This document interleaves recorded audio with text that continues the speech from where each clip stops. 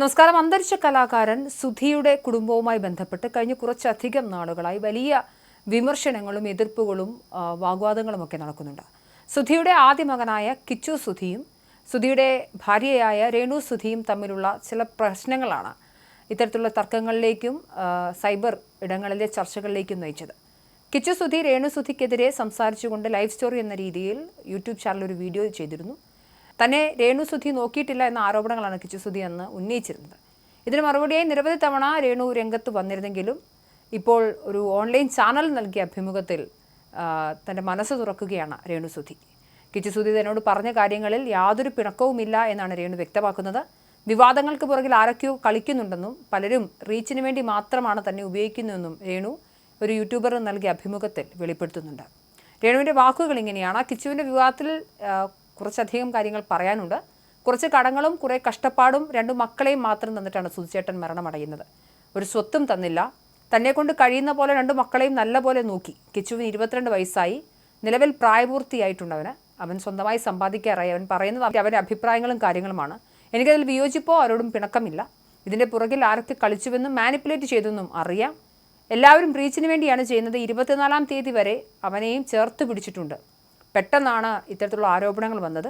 അതൊക്കെ വെറുതെയാണ്. എന്നെക്കൊണ്ട് പറ്റുന്നത് പോലെ നോക്കിയിട്ടുണ്ട്, വളർത്തിയിട്ടുണ്ട്. അവന് പ്രായപൂർത്തിയായി സ്വന്തമായി അധ്വാനിച്ച് ജീവിക്കാം. എനിക്ക് ഋദ്ധപ്പന് വേണ്ടി ജീവിക്കണം. 6 വയസ്സേ ആയിട്ടുള്ളൂ. സുധിച്ചേട്ടൻ്റെ രക്തത്തിൽ പിറന്ന എൻ്റെ 2 മക്കളാണ് അവർ. അവരെ ഒരിക്കലും തള്ളിപ്പറയില്ല എന്നും രേണു വ്യക്തമാകുന്നു. മാത്രമല്ല, കിച്ചു സുധി നടത്തിയ നിരവധി ആരോപണങ്ങൾക്കും യൂട്യൂബേഴ്സ് നടത്തുന്ന ആരോപണങ്ങൾക്കുമൊക്കെ രേണു സുധി മറുപടി പറയുന്നുണ്ട്. ആരാണ് ഋദ്ധപ്പനെ കാണാൻ അനുവദിക്കാത്തത്? അങ്ങനെയൊന്നും ഉണ്ടാകില്ല. കിച്ചുവിനെ കുറ്റം പറഞ്ഞവരാണ് ചേർത്ത് പിടിക്കുന്നത്. അവർക്കൊക്കെ റീച്ചാണ് വേണ്ടത്. കിച്ചു ഇപ്പോൾ സ്വന്തമായി സമ്പാദിക്കുന്നുണ്ട്. സന്തോഷമായി ജീവിക്കട്ടെ. 11 വയസ്സുള്ളപ്പോഴാണ് കിച്ചുവിനെ കിട്ടുന്നത്. 18 വയസ്സ് വരെ സുധിച്ചേട്ടൻ ഉണ്ടായിരുന്നു. അതുപോലെ ഋദ്ധപ്പനെയും 18 വയസ്സ് വരെ നോക്കണം എന്നും രേണു പറയുന്നു. കിച്ചുവിൻ്റെ അക്കൗണ്ട് നമ്പർ ഇട്ടിട്ട് 1 രൂപ പോലും കൊടുത്തിട്ടില്ലെന്ന് പറയുമ്പോൾ മനോവിഷമം ഉണ്ടാകും. ആ സ്ക്രീൻഷോട്ട് ഞാനായി ആർക്കും കൊടുത്തതല്ല. എന്നെ അറിയുന്നവർ ഞാൻ സഹായിക്കുന്നത് കണ്ടിട്ടുണ്ട്. ഞാൻ ആരെയും വഴക്ക് പറഞ്ഞിട്ടില്ല, തല്ലിയിട്ടില്ല. സ്കൂളിൽ പോകാതിരുന്നതിന് സുധിച്ചേട്ടനാണ് കിച്ചുവിനെ വഴക്ക് പറഞ്ഞിട്ടുള്ളത്. അതും സുധിച്ചേട്ടനോടാണ് വഴക്കായി പറഞ്ഞത്. ഇന്നേ വരെ കിച്ചുവിനെ തല്ലിയിട്ടില്ല എന്നും രേണു സുധി വ്യക്തമാക്കുന്നുണ്ട്. കടുത്ത സൈബർ ആക്രമണമാണ് കഴിഞ്ഞ കുറച്ചധികം നാളുകളായി രേണു സുധി നേരിട്ടുകൊണ്ടിരുന്നത്.